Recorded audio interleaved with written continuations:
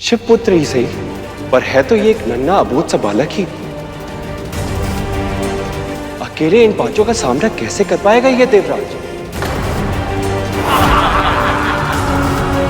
मैं समझ नहीं पा रही महादेव, ये परीक्षा मेरी है या मेरे पुत्र की। मैं उसे जन्म भी नहीं दे पाई, उसे दुग्धपान भी नहीं करा पाई, और अब इस आपदा के क्षण में मैं उसकी सहायता भी नहीं कर सकती। स्वामी, यदि एक बिल्ली की संतान भी किसी संकट में फंस जाती है तो वो सींगनी की तरह उसकी रक्षा करने के लिए दौड़ जाती है। स्वामी, यह असुर दुष्ट है, क्रूर है, मायावी है। हम अपने पुत्र की रक्षा कैसे कर पाएंगे? यदि हमारे पुत्र को कुछ हो गया तो? कैसे होगा? आप केवल अपने पुत्र के तन से दूर हैं। अपने मन के भीतर झांक के देखिए, आपका मन अपने पुत्र से जुड़ा है और वही उसका शस्त्र बनेगा।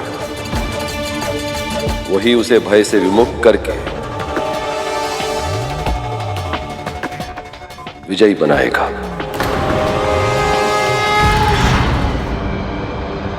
कैसी रहस्यमयी माया है ये? यहाँ से बाहर कैसे निकलूं मैं?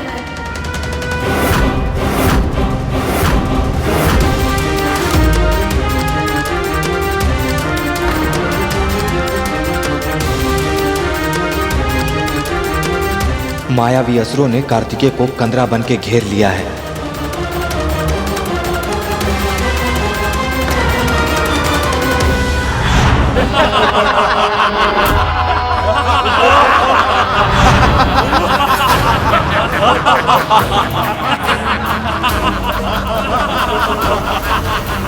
अपनी मायावी शक्तियों से उन असुरों ने भ्राता कार्तिकेय को एक कंदरा में बंद कर दिया प्रभु।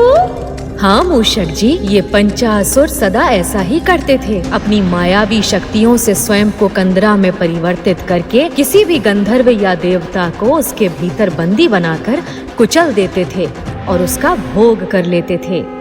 बालक, जिस किसी को भी स्मरण करना है कर ले, क्योंकि अब तू इस कंदरा से जीवित नहीं लौट सकता। बड़े बड़े देवता तो हमारी पकड़ में आने के बाद अपने प्राण बचा नहीं पाते, तू क्या बचाएगा बालक? बस कुछ ही क्षणों में तुझे घुटन का आभास होने लगेगा। तेरे पूरे तन से श्वेत बहेगा, हाथ पांव शिथिल पड़ जाएंगे, पलकें भारी पड़ जाएंगी, हृदय की गति धीमी पड़ जाएगी, और तू ऐसे गिरेगा ना बालक, ऐसे गिरेगा कि फिर कभी उठ नहीं पाएगा।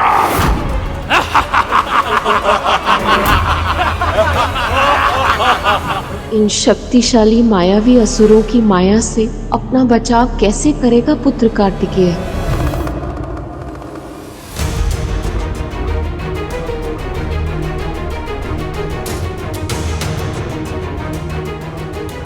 देवराज, अब तो बहुत समय हो चुका है। इस कंदरा रूपी क्षेत्र में न तो अब तक कोई ध्वनि सुनाई दी और ना ही यहाँ पर कोई उथल पुथल हुई है। कहीं ऐसा तो नहीं देवराज कि कार्तिकेय को कुछ हो गया? देवराज, वो तो मात्र 10 वर्ष का है। जिस क्षेत्र में फंसकर बड़े बड़े योद्धा अपने प्राण त्यागने के लिए विवश हो जाते हैं, वहां ये नन्हा अबोध सा बालक अपनी प्राणों की रक्षा कैसे कर पाएगा?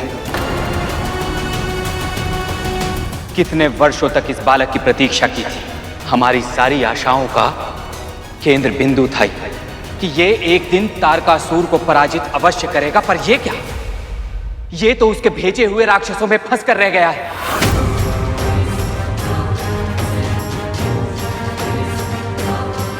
महादेव, महादेव, अब क्या होगा महादेव?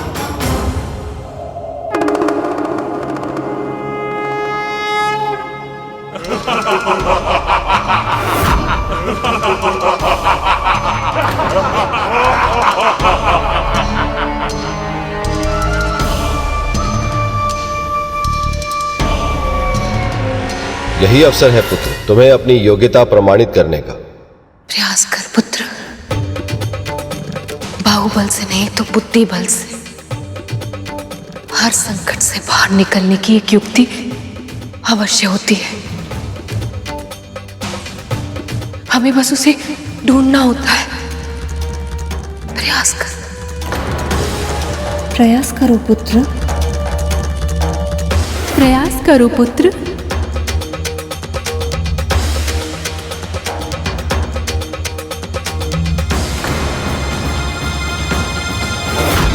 अब इन पाछू को पाठ पढ़ाता हूँ।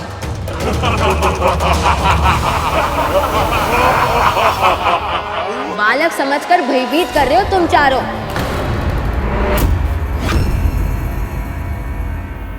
मूर्ख, बालक ही तो है तू। इसमें इतना समझने की आवश्यकता ही क्या है?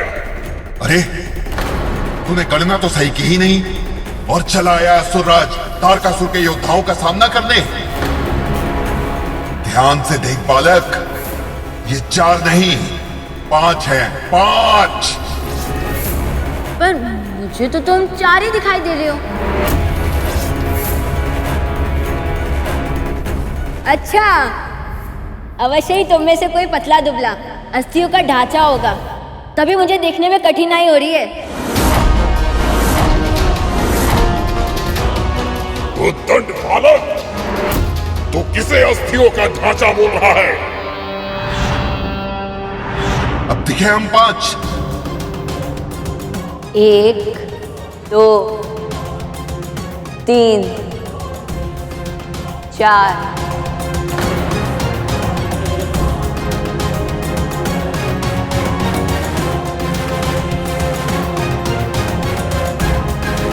और 5वां मैं।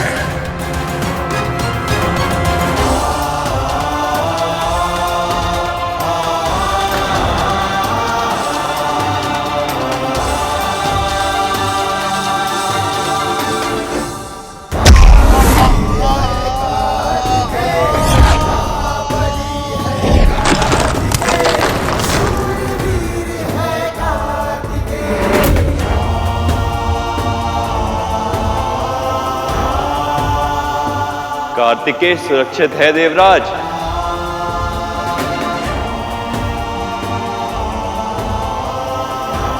अब आपको विश्वास हुआ देवी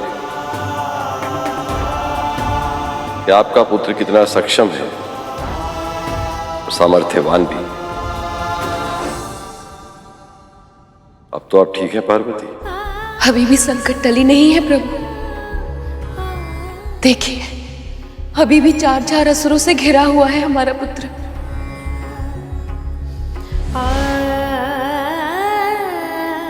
10 वर्ष का बालक और इतनी शक्ति।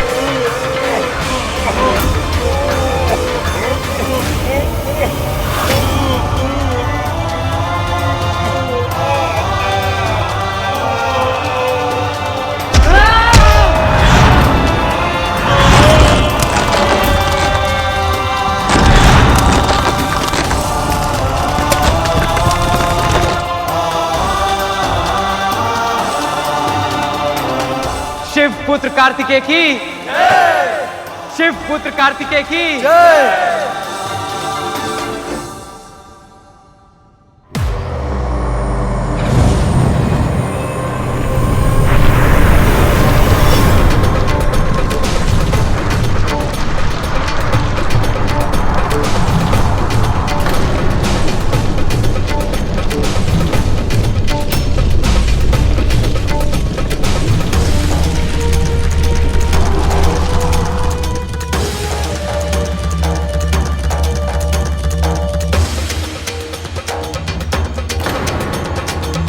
देवराज, ये क्या? ये असुर तो महाविशाल पर्वत में बदल गया है। इसके सामने कार्तिकेय इतना नन्हा सा लग रहा है। इसका सामना कैसे कर पाएगा ये?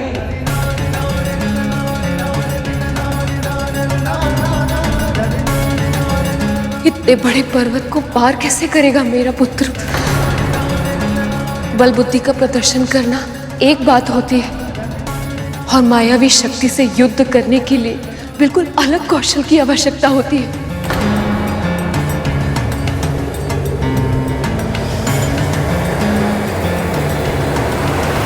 कोई भी पर्वत इतना बड़ा नहीं हो सकता कि एक पुत्र को उसके माता पिता से मिलने से रोक पाए।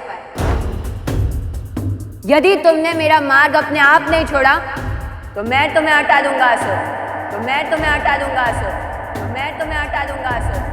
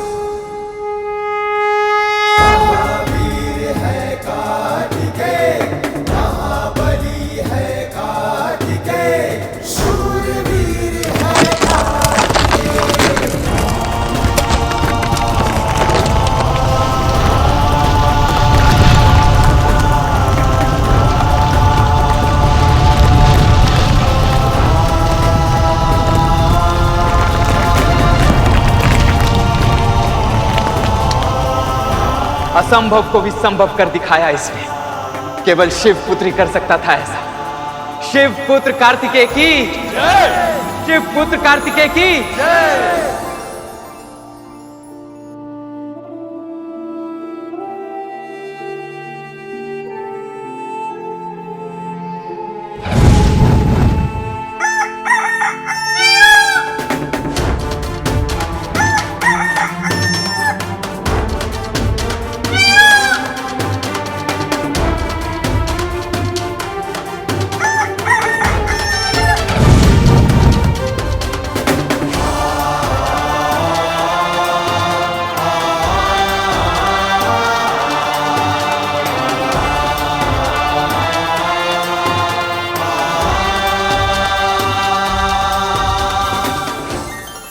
पिछले जन्म में बुरे कर्मों के कारण हम दोनों असुर बन के जन्मे थे, परंतु अब हम अपना पूरा जीवन आपकी सेवा में समर्पित करना चाहते हैं प्रभु।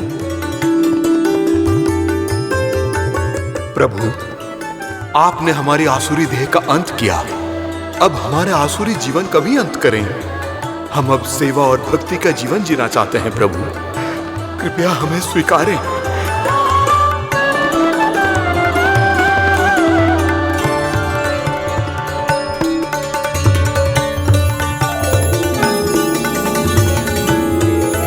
मोर, अब से तुम मेरे वाहन के रूप में जाने जाओगे और अरुण शिखा तुम अब से अनंत काल तक मेरी ध्वजा पर आसीन रहोगे।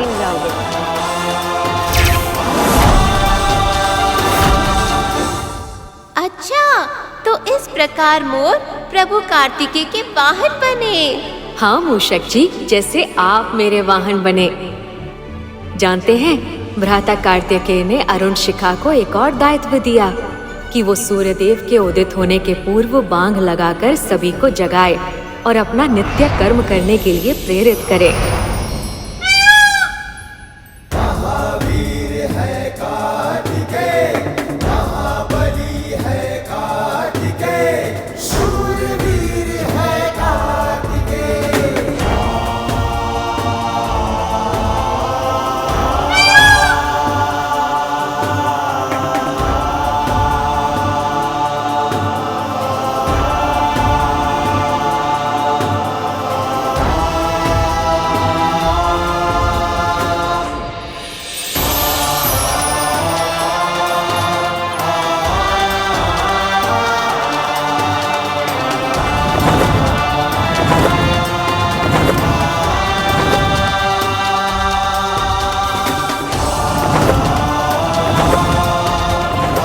शिव पुत्र कार्तिकेय की, शिव पुत्र कार्तिकेय की, शिव पुत्र कार्तिकेय की।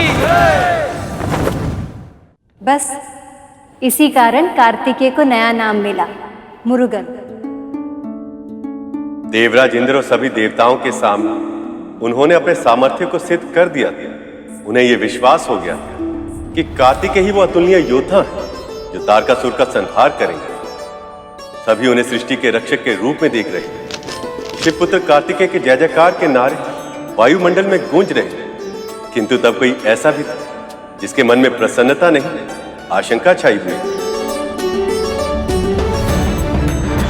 शिवपुत्र कार्तिकेय की, शिवपुत्र कार्तिकेय की, शिवपुत्र कार्तिकेय की, शिवपुत्र कार्तिकेय की, शिवपुत्र कार्तिकेय की।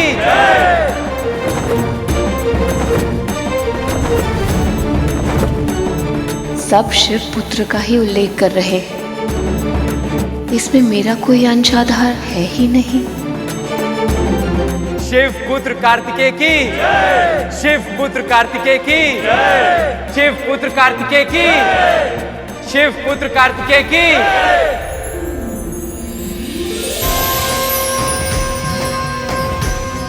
ये देवी पार्वती कहाँ चली गई? मैं अब समझा प्रभु, आप माता पार्वती की किस पीड़ा के विषय में कह रहे थे? उस पीड़ा के विषय में सोचकर ही मेरा मन उदास हो जाता है। तो माँ को कितनी असहनीय पीड़ा हुई होगी। माँ को ऐसा पुत्र चाहिए था जो उनके साथ रहे, जिस पर वो अपनी ममता न्यौछावर कर सके। परंतु इसके विपरीत भ्राता कार्तिकेय को मात्र शिव पुत्र कहकर ही संबोधित किया गया। ये क्या हो रहा है मुझे? इतना विचित्र अनुभव क्यों कर रही हूँ मैं? मेरे पुत्र ने इतनी कम आयु में इतनी बड़ी विजय प्राप्त की है। मुझे तो गर्व अनुभव होना चाहिए, प्रसन्नता होनी चाहिए उसकी सफलता देखकर। पर गर्व और प्रसन्नता के साथ साथ मुझे दुख क्यों अनुभव हो रहा है? ऐसा क्यों लग रहा है कि ये बालक केवल शिवपुत्र ही बनकर रह जाएगा? यदि सच में ऐसा हुआ तो, यदि इसे मुझसे कोई जुड़ाव ही नहीं हुआ तो,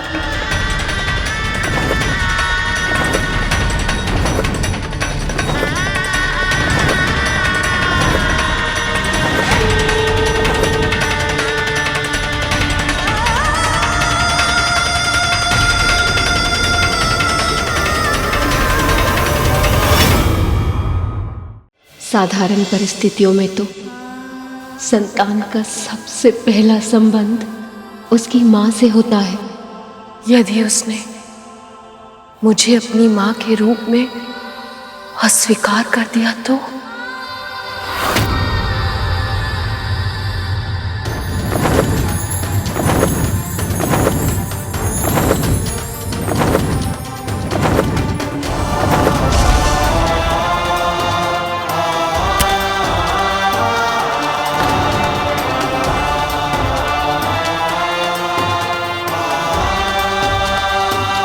मेरा पुत्र आ गया।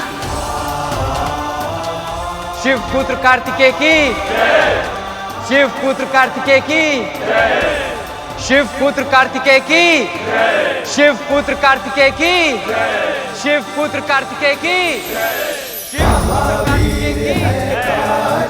शिवपुत्र कार्तिकेय की, शिवपुत्र कार्तिकेय की।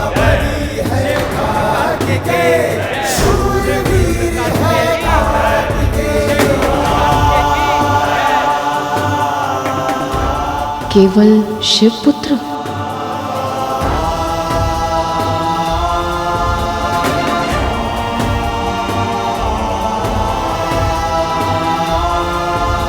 प्रणाम पिताजी।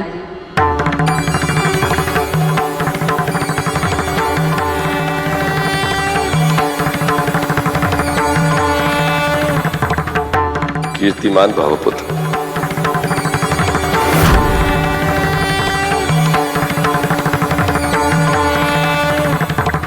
लगता है इसे केवल अपने पिता का बोध है, इसे अपनी माता की अनुपस्थिति का आभास ही नहीं। क्षमा कीजिए पिताजी, पर मैं माँ के दर्शन करना चाहता हूँ।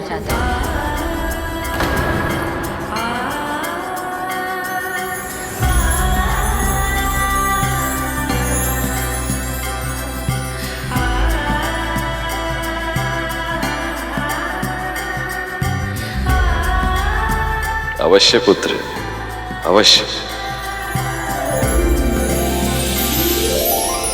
शिव पुत्र कार्तिकेय की, शिव पुत्र कार्तिकेय की, शिव पुत्र कार्तिकेय की, शिव पुत्र कार्तिकेय की, शिव पुत्र कार्तिकेय की, शिव पुत्र कार्तिकेय की।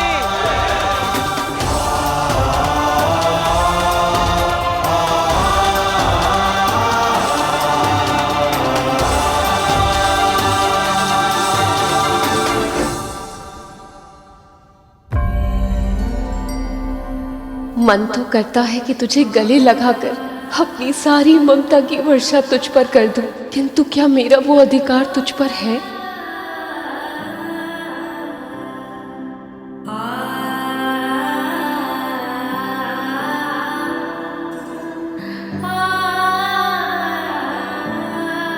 माँ,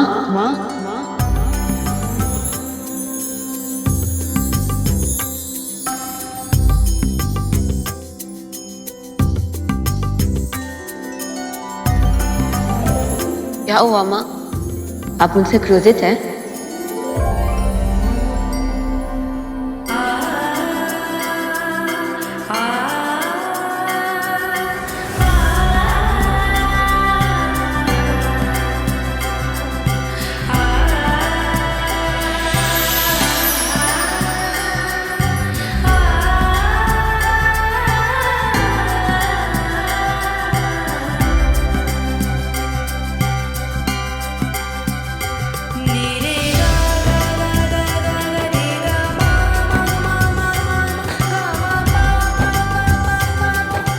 आप बिल्कुल वैसी ही दिखती है जैसी मैंने कल्पना की थी। कल्पना? हाँ माँ, बिना जाने समझे भी एक आभास था मुझे। जब से मैंने जन्म लिया है एक विशेष सुगंध मेरे भीतर बसी है। पता नहीं क्यों, पर मुझे सदैव से पता था कि ये मेरी माँ की ही सुगंध है। आप तो जानती है, कृतिकाओं ने मुझे गोद में उठाया था, दुग्धपान कराया था, माँओं के समान मेरा पोषण भी किया था, पर उन सब में वो सुगंध नहीं थी जो आप में है। आपको हृदय से लगाकर ऐसा लगा जैसे इस हृदय में मेरे लिए जो स्नेह है उसकी कल्पना संसार की और किसी भी वस्तु से नहीं की जा सकती। आपका आंचल ही मेरा घर है माँ। पुत्र, ऐसे तो मैं सारे जगत की जननी हूँ, पर आज तूने मुझे सच में माँ बना दिया पुत्र, सच में।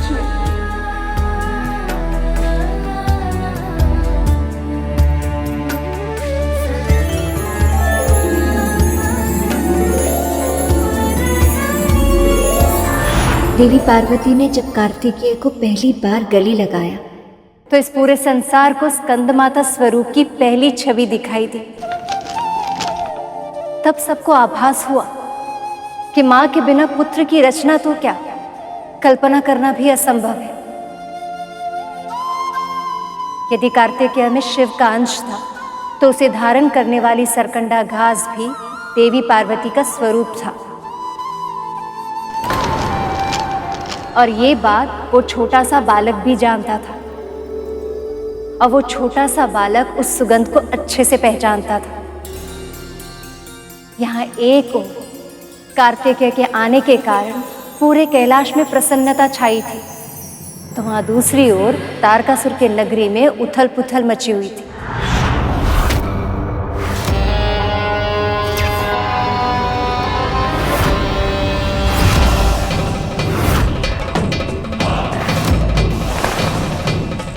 विदुरमारी, ताराक्ष, भयभीत होने की आवश्यकता नहीं है। वीर पुरुषों की तरह लड़ो।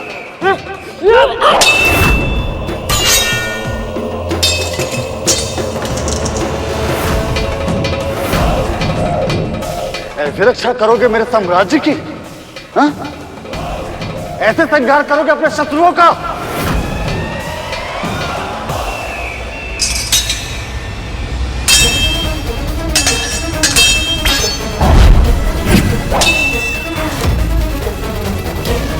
स्वामी,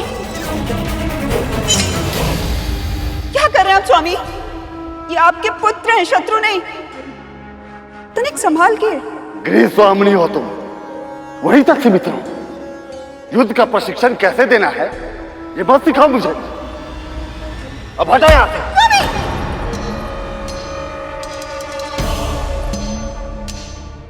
माँ, आप करछी और चूल्हे के भाव समझने तक ही सीमित रहिए। ये तलवारों की भाषा हम पुरुषों पर ही छोड़ दीजिए।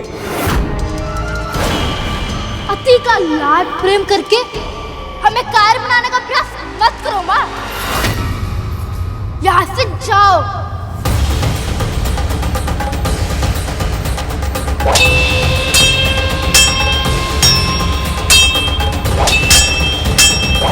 महाराज, महाराज, एक अशुभ समाचार है।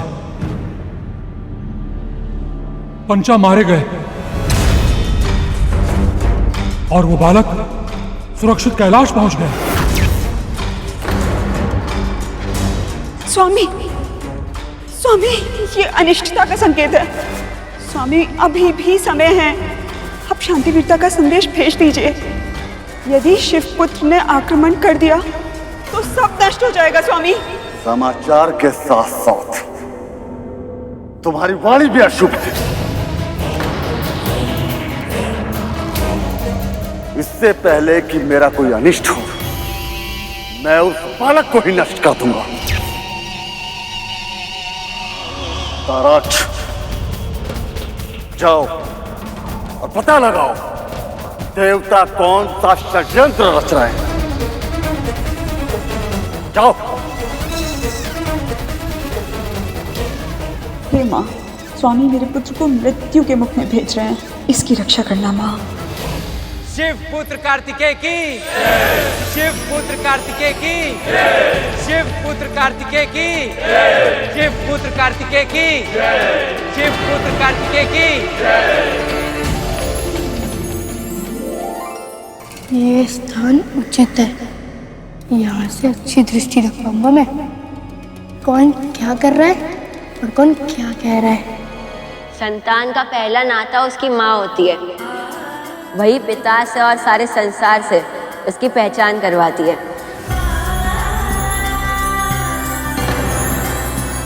इसलिए आप सबसे विनती है, कृपया मुझे गौरी शंकर सूत कार्तिकेय कहकर पुकारिए। यदि आप मेरे पिता से भी पहले मेरी माँ का नाम लेंगे तो मुझे अच्छा लगेगा। अनेक शताब्दियों से हम आपके जन्म के लिए व्याकुल थे। देवताओं के सेनापति का पद आपकी प्रतीक्षा कर रहा है। चलिए कुमार, सप्तऋषि स्वयं आपको पद ग्रहण कराएंगे।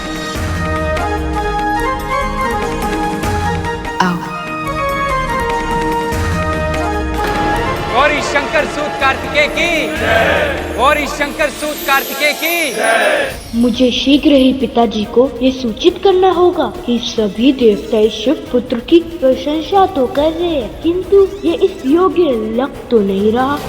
गौरी शंकर सूत कार्तिकेय की, गौरी शंकर सूत कार्तिकेय की, गौरी शंकर सूत कार्तिकेय की।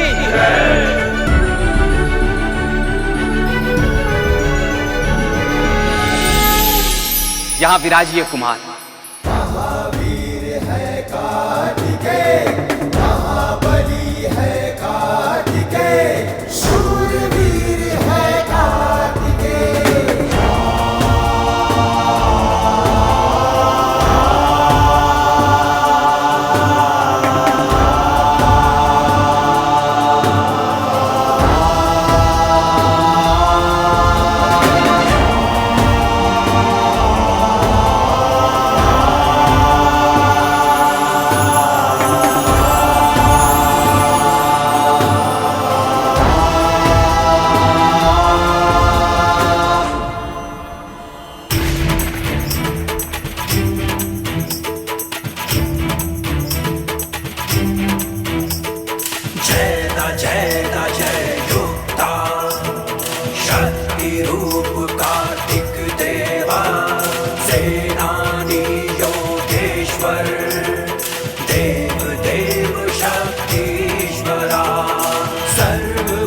धर्म रक्षक, असुर संहारक, गौरी शंकर सुत, देव सेनापति कुमार कार्तिकेय की, देव सेनापति कुमार कार्तिकेय की।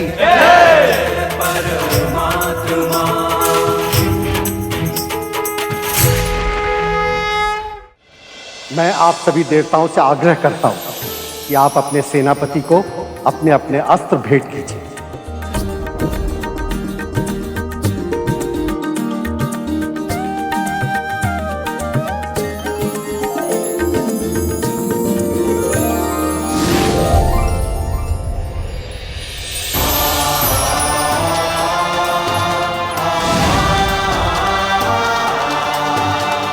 मेरी ये भेंट स्वीकार कीजिए सेनापति।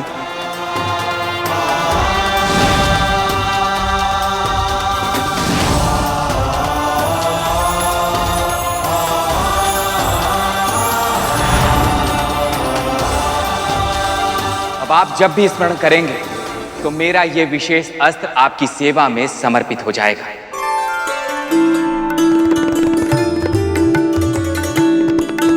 सेनापति, ये वरुणास्त्र स्वीकार करें।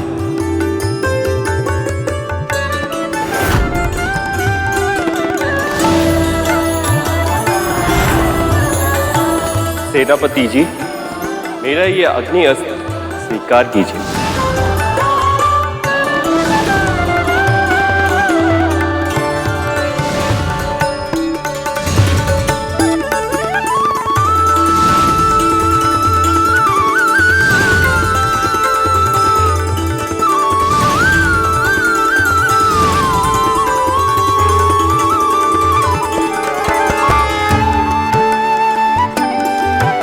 सेनापति, अपने पिता की ये भेंट स्वीकार कीजिए।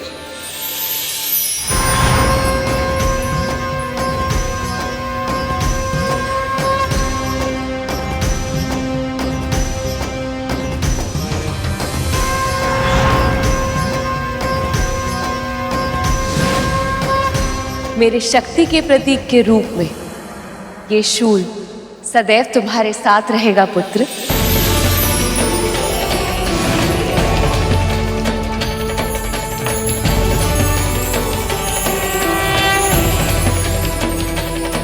कीर्तिमान भव, विजयी भव।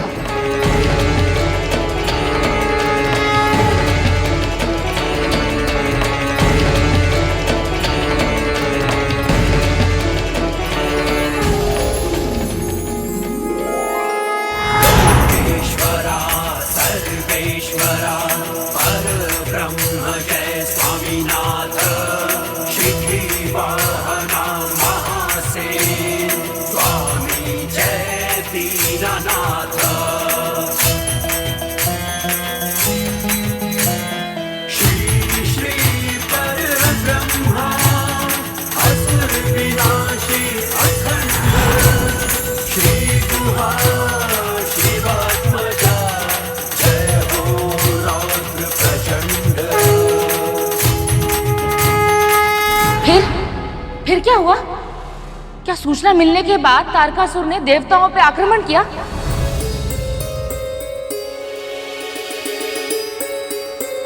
तब तो कार्तिकेय अवश्य उसे मार दिए होंगे, है ना? इतनी शीघ्र नहीं। देवता तो युद्ध करने के लिए आतुर थे, पर देवी पार्वती ने उन सबको रोक लिया। अब हमें आपका साथ प्राप्त हो गया है तो हमारा विश्वास और भी बढ़ गया है। अब तारकासुर का अंत अवश्य होगा। अब हमें और समय व्यर्थ नहीं करना चाहिए सेनापति। आप शीघ्र ही आक्रमण का आदेश दें। नहीं,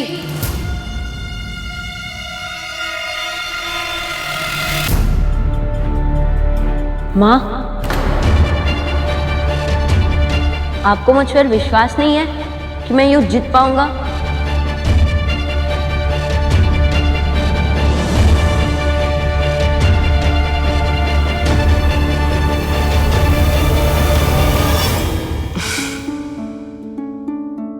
तुम में क्षमता है पुत्र, पर युद्ध में विजय प्राप्त करने के लिए केवल क्षमता पर्याप्त नहीं है। ज्ञान के साथ साथ अपनी प्रतिभा का प्रयोग करने की योग्यता भी आवश्यक होती है। जब तक तेरी शिक्षा समाप्त नहीं होती,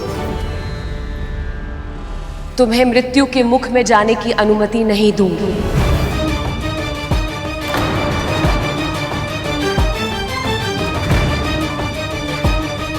पर मां, शिक्षा दीक्षा में तो समय लग जाएगा और तब तक तारकासुर का आतंक पूरे संसार में इसी तरह व्याप्त होता रहेगा। अब तक तो उसे यह सूचना भी मिल गई होगी कि आपके और महादेव के पुत्र का जन्म हो चुका है, और यह सुनकर वो और भी अधिक व्यग्र हो गया होगा। देवराज इंद्र ठीक कह रहे हैं देवी। अनेक वर्षों से यह संसार उसके अन्याय की अग्नि में जल रहा है।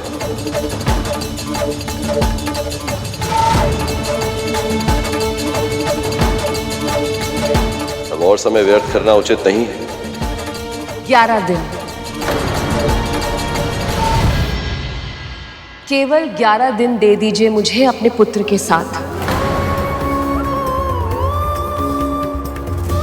उसके बाद आप आइएगा और अपना सेनापति ले जाइएगा। परंतु स्मरण रहे, 11 दिनों तक हम दोनों के बीच कोई नहीं आएगा।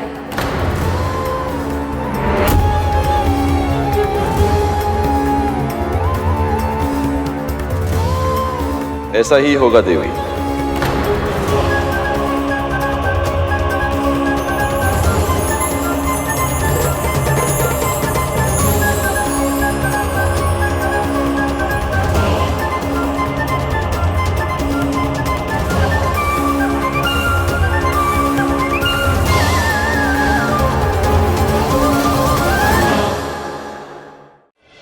देवी पार्वती ने प्रथम गुरु बनकर कार्तिकेय का प्रशिक्षण आरंभ कर दिया।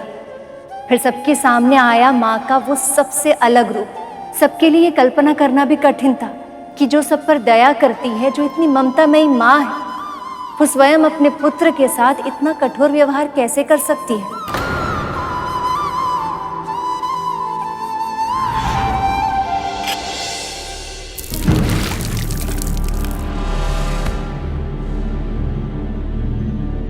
समय हो गया।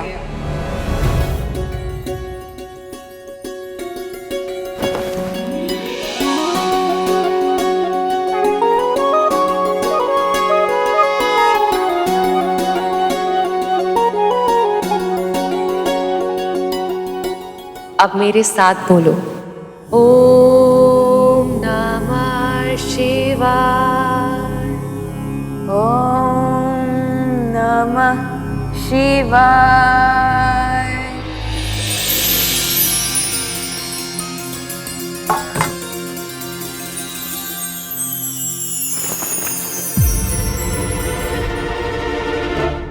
खाओ।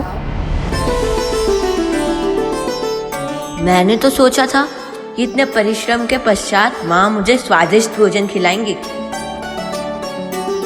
किंतु ये क्या, केवल 2 फल। अब सूर्य नमस्कार आरंभ करो।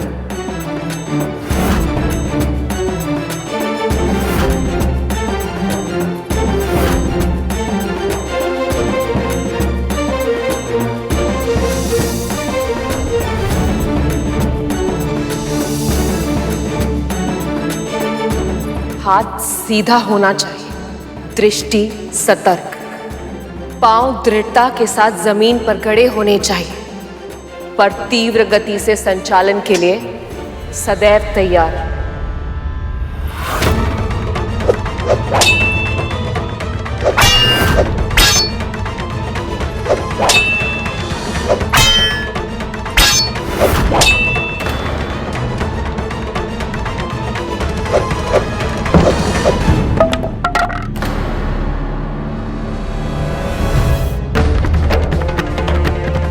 माँ,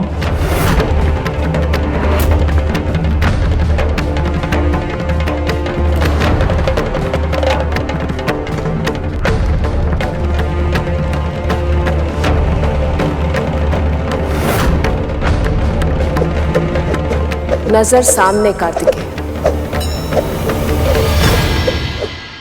अब लिखो ओम।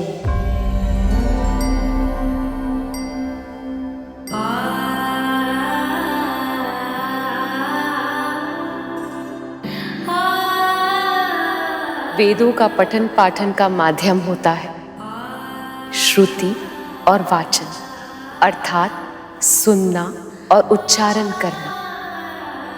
सबसे पहले यहीं से आरंभ करेंगे।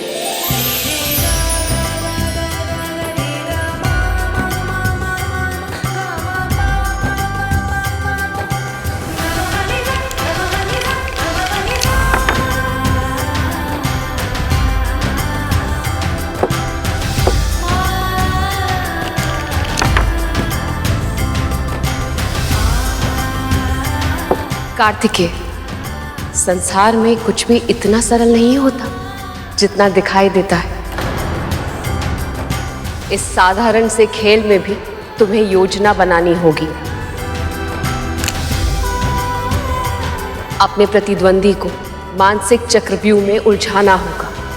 उसे लगना चाहिए कि तुम्हारी अगली चाल ये है, परंतु उसके अनुमान के बिल्कुल विपरीत पहले से और भी अधिक प्रभावी वार करना होगा।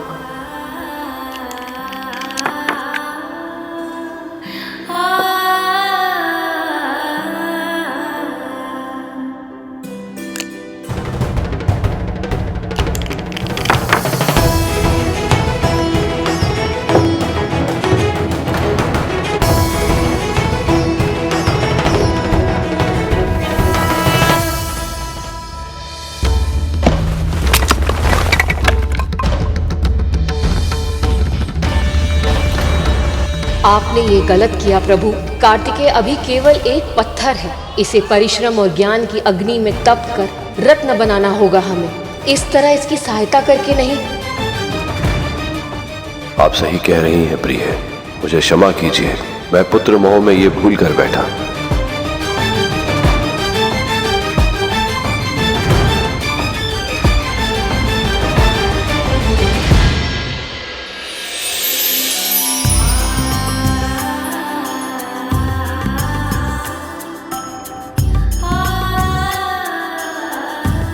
जानती हूँ पुत्र, बहुत कड़ा श्रम करवा रही हूँ तुमसे, पर विवश हो। अपना उद्देश्य पूरा करने के लिए तुम्हें बहुत दृढ़ नींव की आवश्यकता है।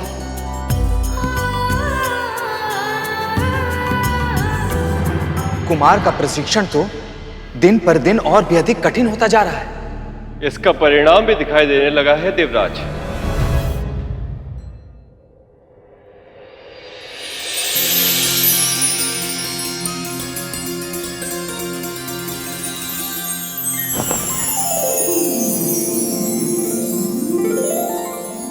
ओम नमः शिवाय।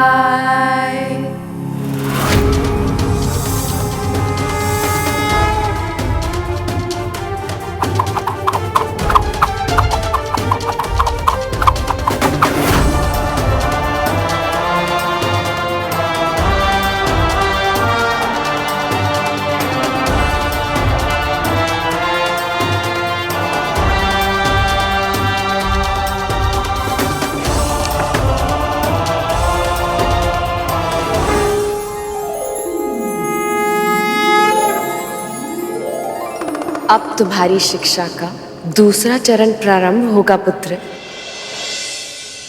अब तुम्हें अपने पिता से शिक्षा लेनी होगी।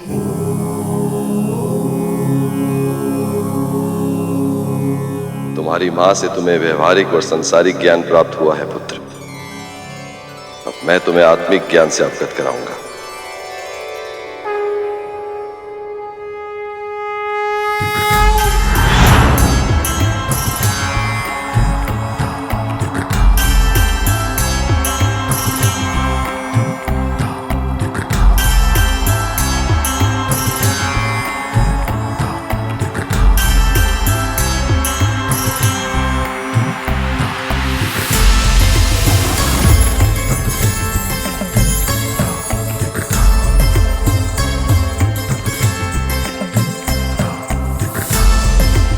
अद्भुत पिताजी, अद्भुत है ये भावना। बहुत सौभाग्यशाली हूँ मैं कि मुझे आप दोनों के पुत्र के रूप में जन्म लेने का अवसर मिला। व्यवहारिक, सांसारिक और आत्मिक सभी प्रकार का ज्ञान मिला है मुझे आप दोनों से। पर मुझे लगता है कि बिना गुरु के मेरी शिक्षा कहीं अधूरी ना रह जाए। देवी, हमारे पुत्र के लिए ऋषि अगस्त्य ही सर्वोचित गुरु होंगे। आप निश्चिंत रहिए, अब आपके पुत्र कार्तिकेय का दायित्व मेरा है।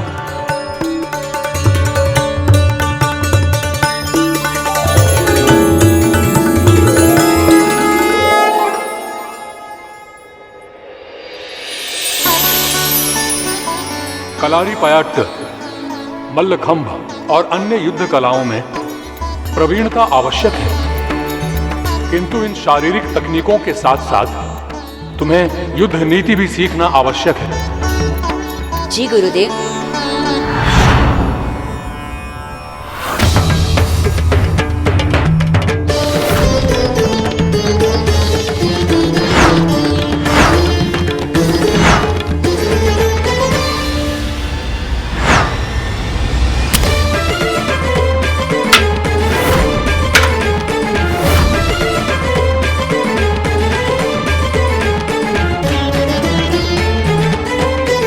यदि ये तारकासुर का दुर्ग है तो सोच कर बताओ पुत्र, कैसे भेदोगे इसे?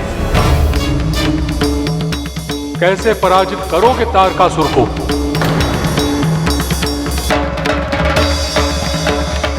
शत्रु के पराजय का रहस्य उसके व्यवहार में छुपा होता है गुरुदेव। हर प्रतिद्वंदी की कोई ना कोई दुर्बलता अवश्य होती है। मैं उसी दुर्बलता को ढूंढकर सटीक वार करूंगा।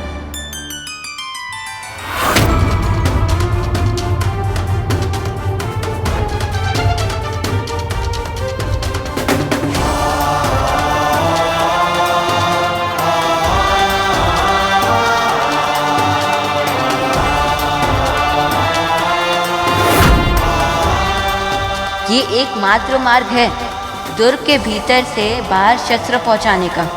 यदि इसे ध्वस्त कर दिया तो उनकी सेना कमजोर पड़ जाएगी।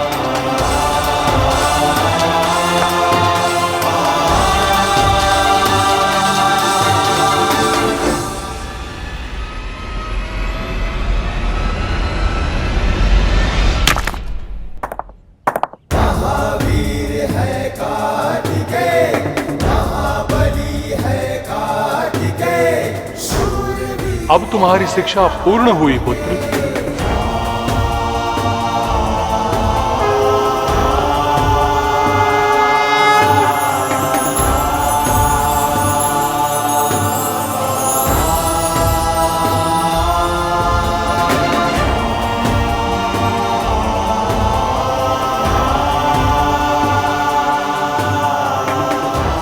अब आप हमारे सेनापति, तो हमें किसी का भी भय नहीं।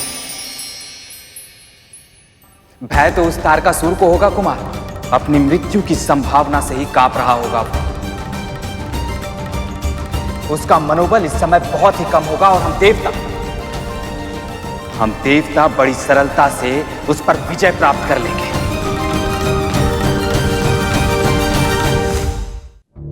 देवताओं में नई ऊर्जा का संचार हो गया होगा, पर हम उनसे युद्ध करने में, उन पर आघात करने में अपना समय व्यर्थ नहीं करेंगे। सीधे उस बालक पर आक्रमण करेंगे हम। यदि उस बालक का वध हो गया तो फिर मुझे मारने वाला कोई नहीं बचेगा। और वैसे भी उस बालक के पास युद्ध का कोई अनुभव नहीं है। आपके पास युद्ध का अनुभव नहीं है कुमार, इसलिए आप पीछे रहेंगे। आगे हम जाएंगे और उन असुरों को आप तक पहुंचने से रोकेंगे। वो निश्चित ही हमें रोकने में अपना सारा बल लगा देंगे, पर हमें उन्हें रोकना नहीं है।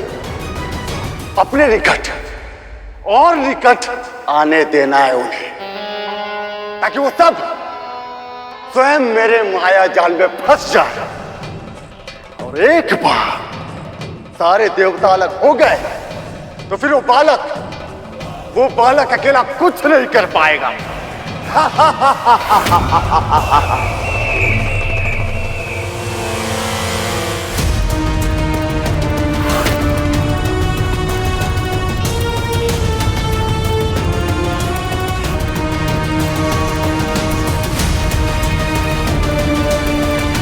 फिर देवताओं ने मिलकर एक योजना बनाई कि वे कार्तिकेय को असुरों का सामना नहीं होने देंगे।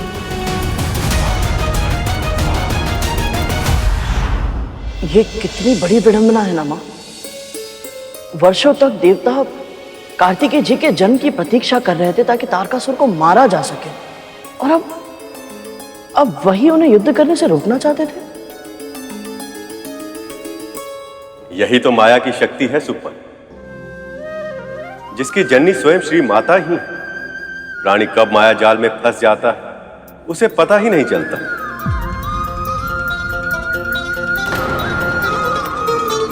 माई अच्छे से जानती थी कि देवताओं ने उनके पुत्र को सेनापति का जो पद दिया है वो एक औपचारिकता से अधिक और कुछ भी नहीं। देवताओं को यह विश्वास नहीं था कि कार्तिकेय उन्हें युद्ध जिता सकते हैं, इसलिए उचित अवसर आने पर कार्तिकेय के लिए यह आवश्यक था कि वह उनका विश्वास अर्जित कर सके, अपनी क्षमता से, अपनी योग्यता से। सचमुच भैया जी, मां जितनी अद्भुत है उतना ही रहस्यमयी है इनका कार्य करने का ढंग। जय मां भगवती। जय मां। जय मां भगवती। एक और देवता कार्तिकेय को बालक समझकर उसकी रक्षा करने का प्रयास कर रहे थे, तो दूसरी ओर तारकासुर की पत्नी को कार्तिकेय की शक्ति का आभास होने लगा था।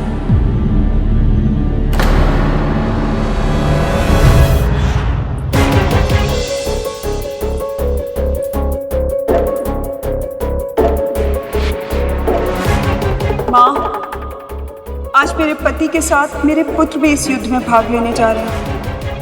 कृपया मेरे परिवार की रक्षा।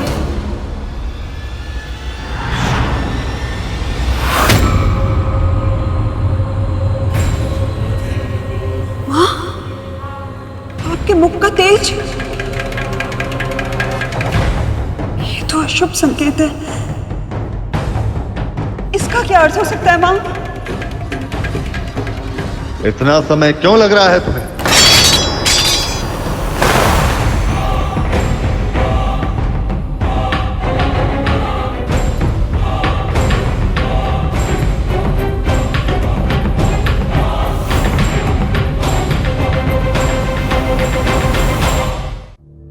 स्वामी, शिव पुत्र के साथ युद्ध करने के अपने इस निर्णय पे पुनः विचार कीजिए स्वामी।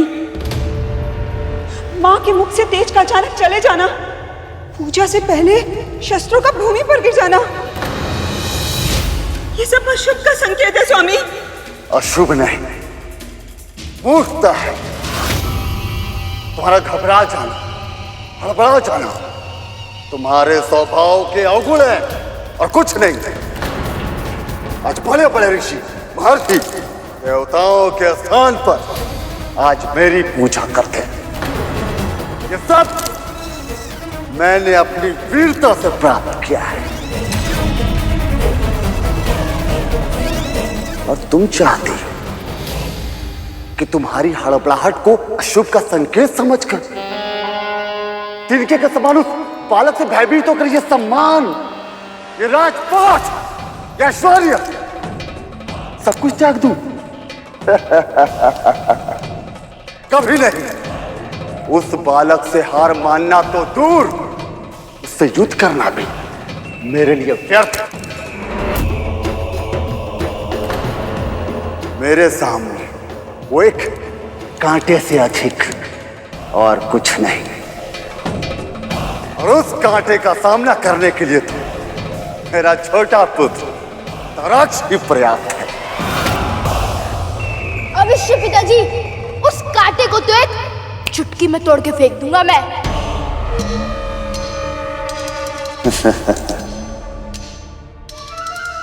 इंद्र के स्वार्थ का प्रयोग उसी के विरुद्ध करना पुत्र, अति के आत्मविश्वास के कारण वो उस युद्ध में उस बालक को अकेला ही छोड़ देगा। उस अवसर का लाभ उठाना, क्योंकि एक बार वो बालक मारा गया तो देवताओं का सारा खेल ही समाप्त हो जाएगा। मैं समझ गया पिताजी, मैं वैसा ही करूंगा।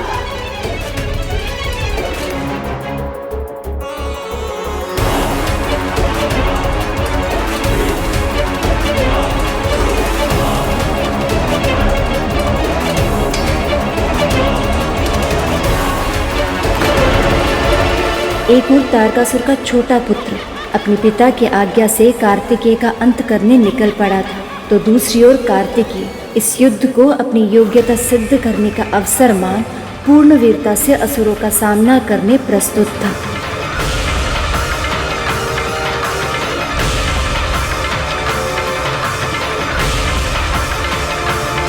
अब आजा तारकासुर, तेरा काल तेरे समक्ष खड़ा है। आजा इंद्र, तेरी मृत्यु तेरी प्रतीक्षा कर रही है। शिव पुत्र तो क्या, स्वयं शिव भी मेरा कुछ अहित नहीं कर सकते।